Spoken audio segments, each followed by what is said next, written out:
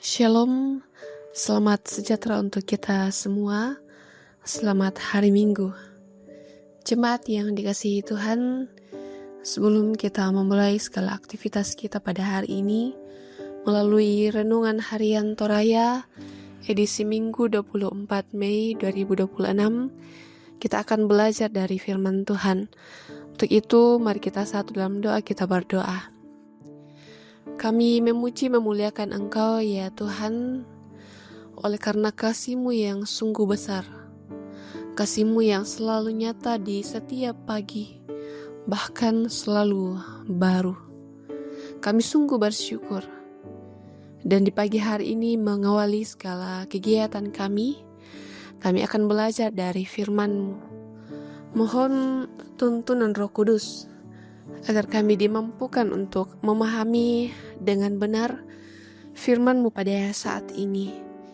Bahkan kami dimampukan untuk terus menjadi pelaku firman. Ini doa kami Tuhan, bersabdalah. Dalam nama Tuhan Yesus kami berdoa. Amin. Injil Lukas pasal 19 ayat 1 hingga ayat yang ke-10. Sakeus, firman Tuhan, Yesus masuk dan melintasi kota Yeriko. Di situ ada seorang bernama Sakeus, kepala pemungut cukai, dan ia orang yang kaya.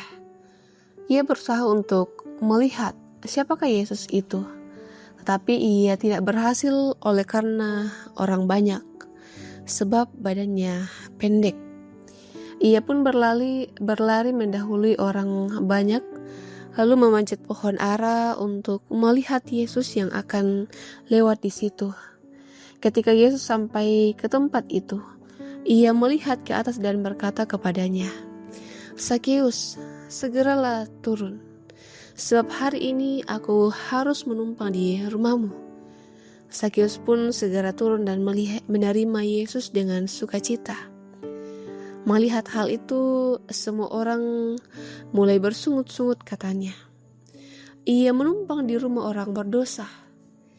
Namun Sakeus berdiri dan berkata kepada Tuhan, "Tuhan, lihatlah, setengah dari milikku akan kuberikan kepada orang miskin, dan sekiranya ada sesuatu yang kuperas dari seseorang, akan kukembalikan 4 kali lipat." Kata Yesus kepadanya, "Hari ini telah terjadi keselamatan pada rumah ini, karena orang ini pun anak Abraham. Sebab anak manusia datang untuk mencari dan menyelamatkan yang hilang." Amin. Jemaat yang dikasihi Tuhan, tema perenungan kita di hari ini ialah Tuhan mengenalku. Na isan puang tu kaleku. Salah satu kebutuhan dasar manusia yakni rasa cinta atau rasa dimiliki. Tentu ini menjadi harapan setiap orang. Namun bagaimana jika kebutuhan ini tidak terpenuhi dalam kehidupan kita? Apa yang akan kita lakukan? Hal ini dialami juga oleh Sakeus. Sebagai seorang pemungut cukai, ia cukup memiliki citra yang buruk pada kala itu. Ia dianggap sebagai seorang pendosa. Ia pun dijauhi oleh orang sekitarnya. Tentu ini bukanlah hal yang mudah. Namun rasa ini mendorong Sakeus untuk melihat siapa Yesus yang sedang melintasi kota Yeriko kala itu. Kerinduan Sakeus menggerakkannya untuk berusaha. Bahkan ia mengabaikan orang banyak. Ia berlari sampai memanjat pohon demi melihat Yesus. Dan menariknya, ternyata Yesus melihat dengan sengaja memanggil Sakeus dengan namanya. Apa yang dilakukan oleh Yesus menjadi tanda bahwa ia dekat kepada mereka yang terpinggirkan, yang mungkin dianggap tidak berarti ataupun dianggap sebagai seorang pendosa. Ketika Yesus melihat dan memanggil Sakeus, kebutuhan dasarnya terpenuhi. Ia merasa dicintai. Sakeus merasa berharga. Ia yang selama ini dikucilkan sekarang mengalami perubahan besar dalam hidupnya, dan hal ini mendorongnya untuk memperbaiki relasinya dengan orang lain. Ia berbagi dari apa yang ia miliki sebagai tanda bahwa Sakeus telah mengalami cinta setelah berjumpa dengan Yesus. Dalam persekutuan sebagai umat Allah, seringkali kebutuhan sosial, kebutuhan dasar juga tidak terpenuhi. Lalu apa yang kita lakukan? Meninggalkan persekutuan atau berusaha untuk melihat bahwa Yesus sesungguhnya hadir dalam persekutuan kita? Bapak Ibu, Yesus selalu peduli. Ia mengenal kita dan ia tahu apa yang kita alami. Setiap usaha yang kita lakukan dalam melihat Yesus seperti diresponnya, ia akan memenuhi segala kerinduan dalam hati kita. Ia ingin kita sadar bahwa ia peduli dengan hati kita. Ia mau mengubahkan kita. Percayalah bahwa Tuhan sungguh mengenal diri kita. Oleh karena itu, datanglah kepada Tuhan. Setiap kerinduan kita pasti Tuhan jamah, pasti Tuhan berkarya di dalamnya. Amin. Kita berdoa.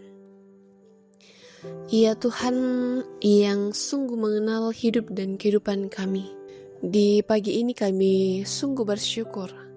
Kami boleh belajar dari firman-Mu, kami boleh diingatkan kembali bahwa Tuhan sungguh mengenal pribadi kami.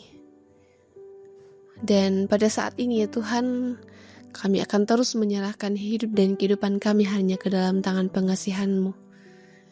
Hari ini kami akan ke rumah-Mu yang kudus, berkumpul bersama-sama dengan orang percaya untuk memuji, memuliakan Engkau. Untuk itu, sertai kami dari rumah kami masing-masing, dari perjalanan hingga tiba di rumah-Mu yang kudus. Kami boleh bersama-sama memuji, bersekutu hanya kepada-Mu. Kami berdoa ya Tuhan untuk setiap anggota jemaat yang sedang dalam sakit penyakit, yang dalam pemulihan.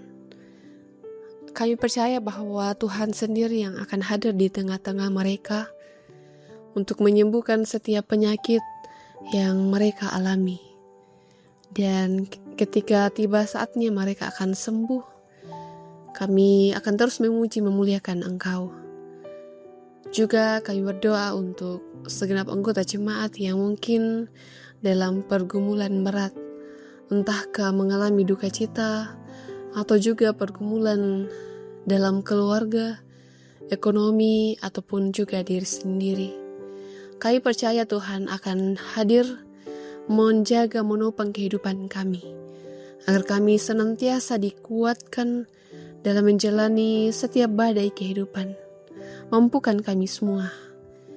Ini doa kami ya Tuhan, ini permohonan kami yang kami bawa dalam nama Tuhan Yesus kami berdoa. Amin.